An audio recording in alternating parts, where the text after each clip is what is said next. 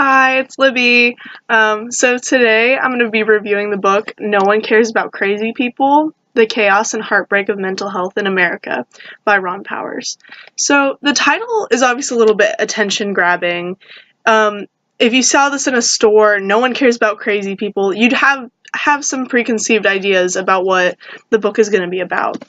It seems disrespectful and heartless, which kind of drives the point home and makes it obvious how ridiculous it is to hold some kind of stigma that you've had growing up above the worth of an actual human being.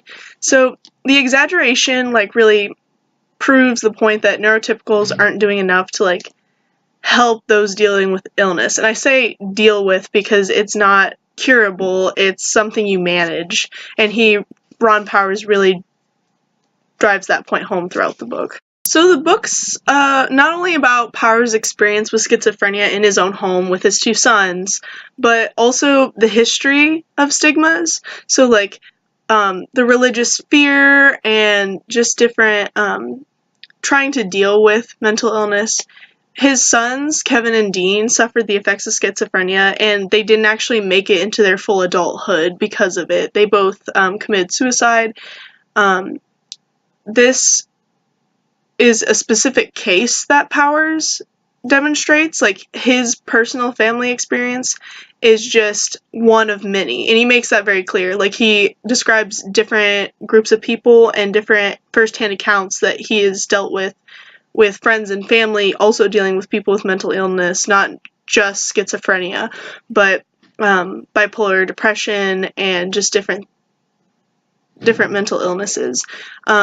He gives us the specific case of his family because it is so close to him, but he doesn't stop there. He wants you to understand through using the history of mental illness and some of the stigmas that go along with it that this is not his problem. This is a national problem. This is something that is ongoing and didn't stop when doctors decided the medication to make them complacent was good enough as a cure. So I actually decided to do the project on this book because it deals with mental illness, and more specifically about schizophrenia as exemplified by Powers' two sons, but it's somewhat a sensitive topic in my own household. My grandmother, Phyllis Goodbar Wise, had schizophrenia and was originally diagnosed with manic depression, which is now known as bipolar depression. My mom doesn't even really like to talk about her a lot. They had a very strained relationship, but every once in a while she'll tell me something about her life growing up with her mother like this. She remembers how loving her mother was, at least when she was medicated. They would cook together, tell stories. Her mom would just scold her over little things, teasing her brother, maybe her younger brother Steve. Phyllis was really well read. She was incredibly smart and artistic, but a lot of that was clouded by her illness. It was interesting to hear how often creativity and mental illness seemed to correlate throughout the book. Powers' life with his sons parallels my mother's experience with her mom, just the roles reversed. Powers describes his son as happy and calm, creative and beautiful. He uses beautiful a lot throughout the story, at least while they're on their medication or before they realize that they have schizophrenia. But they become really distant and agitated when they stop, and they are acting kind of like how my mom describes her mom. He describes his son as talented and artistic, giving firsthand accounts of these qualities, but he also provided historical background for the claim. These things are kind of connected to mental illness. He never says that they cause they never say that mental illness caused the creativity, and they never say that the creativity caused the illness. He's very careful to make sure that that it's just an association. It's a correlative thing. It's never causation. When people that are afraid of mental illness can find an example proving why they should be afraid of mental illness, it just perpetuates the stereotype of any person with mental illness is crazy. Crazy is such a negative connotation, and it kind of detracts away from like what these people are dealing with. My own grandmother, she became depressive in my mom's teen years, and she started yelling and breaking things, but it wasn't until she became like violent that my grandfather started to take actions. She had stabbed my mom in the hand with a fork for trying to eat an apple at the breakfast table. And later she even hit her in the head with an iron skillet because she was convinced there was a giant spider in my mother's hair.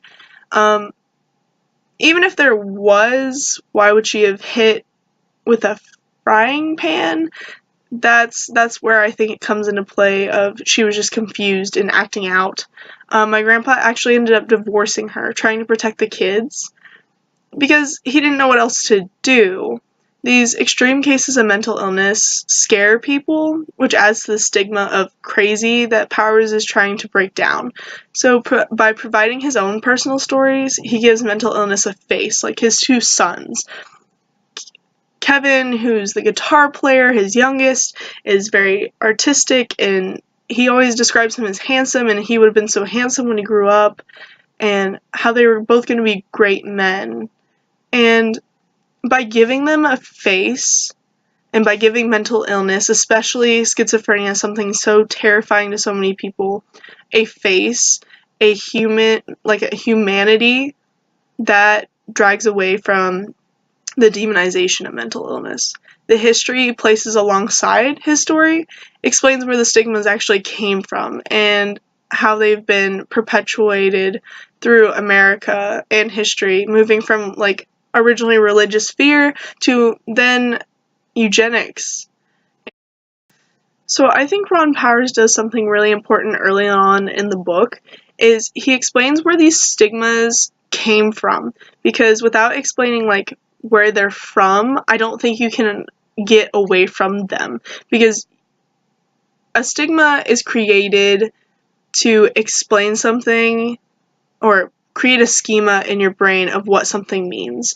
So some of the stigmas related to mentally ill is that they're violent, or they are making it up, or just different things of them being their character having something to do with the problem. And the stigmas related to mental illness range back from early settlers of every mental illness, any kind of, even physical illness or injury, was related back to, it was a curse from God, or you were being like punished by God for something that you've done. So those stricken with mental illness, people assumed that it had something to do with their personal flaws, that God was punishing them for something that they had done, or something that they couldn't control. It was never something that the body was attacking itself for, mostly because we didn't have the knowledge about it. Doctors didn't know about a chemical imbalance in the brain or any of that, so they just assumed that it had something to do with God, and this terrible illness would have to match something terrible that you did. So that's where that first stigma comes from. And as it grows throughout the book of talking through history of this just negative image when people think of the mentally ill, I think this book was a cry for the nation to devote resources and energy to bettering the lives of the mentally ill.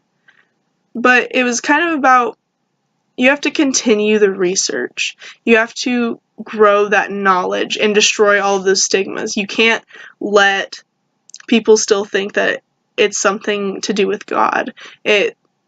Which mostly it has been destroyed, that idea, because they can't, it's no longer the demonization of the mentally ill for the most part, though there are some cases where, again, with violence being involved in some of the cases, people use that as an example of why we should be afraid of the mentally ill, or why we should just put them away in different institutions, which is described as a horrific idea throughout the book, because they talk about Bedlam, which is a mental institution dealing with mental illness, and it was basically just a prison where they tried different experiments to just just see what would happen to the human mind, but then also the body.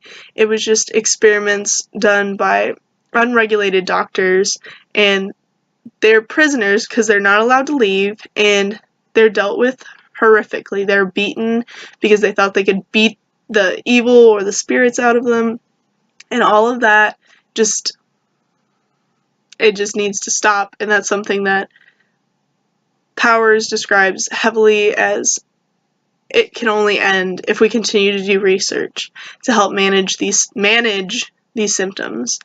It's not a cure. He's never talking about a cure other than to prove that there is no cure. It's to manage the symptoms, to stop pretending that there is a cure for each illness, and to stop perpetuating the fear or dismissal of those affected by mental illness. I think Powers did this really effectively, so I guess like the next step of this book would be just to make everyone kind of read it. The nation needs to hear these ideas and accept them. Obviously, you can have your own opinions about it, but you need to accept some of the basics of you can't demonize people with mental illness. You have to realize that it's something that is real to them, and it has to be treated, but it can't be cured. You can't just put them on medication and just say, well, they're cured, that's it, that's all we need to do. You need to continue with those steps. You need to make sure that they are safe and they are taking their medication, but then also don't just accept the medication as the cure. There's different levels of what each person's going to need depending on the severity of their mental illness and how they're dealing with it now. So I guess this is where I say thanks for watching. Thanks, Deal.